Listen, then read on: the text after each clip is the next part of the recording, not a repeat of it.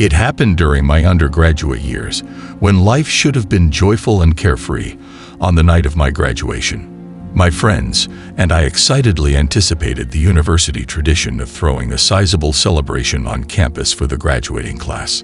Except for myself, who had been dealing with a persistent sickness that day, we were all ecstatic.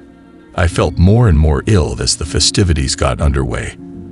I made the decision to leave the busy atmosphere and large people and went to a quiet classroom in an effort to relax and recharge. In stark contrast to the boisterous party beyond its doors, the room was unnaturally quiet. I was trying to get comfortable when I heard louder footsteps coming from the classroom. I initially believed it to be a partygoer seeking solitude. However, when the footsteps abruptly came to a stop outside the door, a tense feeling swept over me.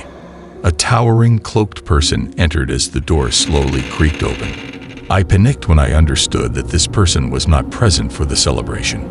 In addition to holding a bag, he also had something menacingly glowing in his other hand. He turned to face me and locked the door behind him as my heart raced. Only the stranger's icy, emotionless eyes were visible because his face was hidden by a mask.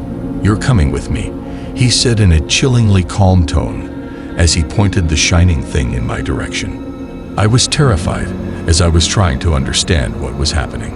The disguised invader was armed with a gun and wanted to remove me from the seeming security of the classroom.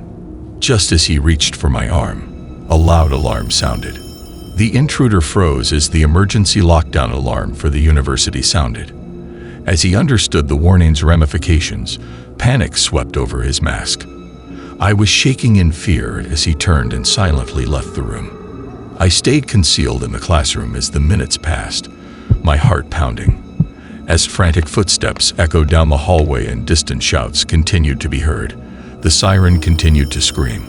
I finally heard the all-clear signal and came out, frightened but unharmed.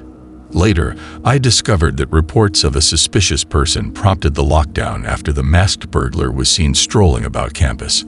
I couldn't help but believe that I had narrowly avoided a terrible fate, despite the fact that the exact motives of that terrifying apparition remained a mystery. The graduation party had turned into a terrifying adventure that will always serve as a harsh reminder to me that danger may lurk in the most unlikely locations.